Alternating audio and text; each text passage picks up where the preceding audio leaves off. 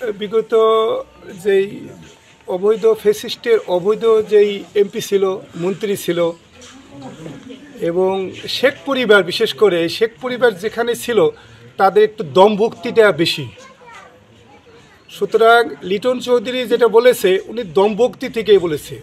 উন্নয়ন ওনার হয়েছে, ওনার পরিবারের হয়েছে, ওনার যারা আওয়ামী লীগের তাদের হয়েছে।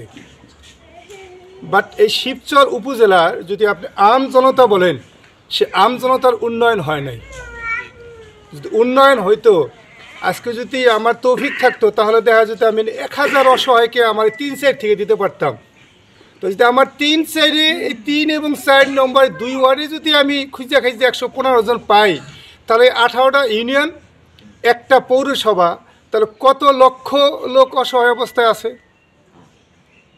অর্থাৎ ওনার যা দরকার, ওনার পরিবারের যা দরকার, ওনার সাঙ্গপাঙ্গর যা দরকার, উনি তা এই জনগণের নাম ব্যবহার করে নিয়ে সব বিদেশে পাচার করেছে। এবং ওনার এই জনগণ থুয়া, ওনার জনগণ থুয়া, ওনার কর্মী বাহিনী থুয়া ওনার সব পরিবার দেশ ছেড়ে পলাই গেছে। ওনার ভাই নিক্সন চৌধুরী যে বড় বড় কথা বলেছে, উনি সবার আগে চলে গেছে।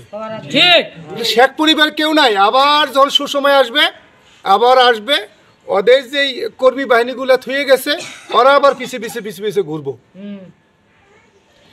এই বিগত দিনের উন্নয়ন এবং লিটন চৌধুরীর উন্নয়ন, তো ওনাদের এই ফিরিস্তি তো ভাই 5-10 মিনিট দেওয়া সম্ভব না। ওনার নেত্রী বা ওনার তো আত্মীয় শেখ হাসিনা তো দেশটা শেষ করে থুয়ে গেছে এবং শেষ যে করছে উনি পলায়ে চলে গেছে।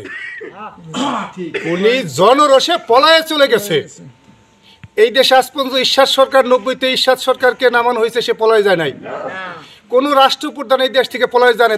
তাদের পাপের ভারটা এত বেশি ছিল না, কিন্তু ওনার পাপের মাত্রা এত বেশি। উনি এত ছাত্র হত্যা করছে, সাধারণ মানুষ হত্যা করছে।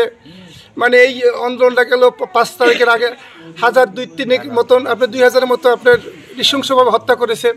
আরও 2-1000-এর উপরে হবে আপনার পঙ্গুত্ব, অন্ধ হয়ে আছে। অনেক ফ্যামিলি নিঃস্ব করে দিয়েছে। গুম, খুন, উনি কোনো অপশন বাকি রাখে নাই। সর্বোপরি উনি এই কাজটা করেছে আধিপত্যবাদ ভারতের ইশারায়, এবং ভারত তাকে একটা নাজুক সরকারের মর্যাদা দিয়ে এই দেশে বসাইছে। ভারতের, অর্থাৎ এই দেশটাকে ভারতের তাবেদারি রাষ্ট্রে পরিণত করেছে, অঙ্গরাজ্যে পরিণত করেছে। এবং উনি ওই জায়গায় চলে গেছে পলাইতে, এবং ওনার আরও যারা এমপি মন্ত্রী যারা সবই বর্ডার পাস হইতেছে ওই জায়গায়। তখন আল্লাহ পাক আমাকে ওই গজব থেকে মুক্তি দিয়েছে। আমরা চাই সামনে সুস্থ একটা নির্বাচন হোক। সেই নির্বাচনে আমার দল বিএনপি, বাংলাদেশ জাতীয়তাবাদী দল বিএনপি, যাকে নমিনেশন দিবে আমরা তার নির্বাচনটা এই শিবচরে করবো, সারা বাংলাদেশে করব। যার ধানের শীষ প্রতীক তারটাই আমরা করব। আমাদের মতভেদ থাকতে পারে, অনেক কিছুই থাকতে পারে, চাওয়া পাওয়ার থাকতে পারে। আমাদের অনেকেই নমিনেশন চাবে, ফর্ম তুলবে।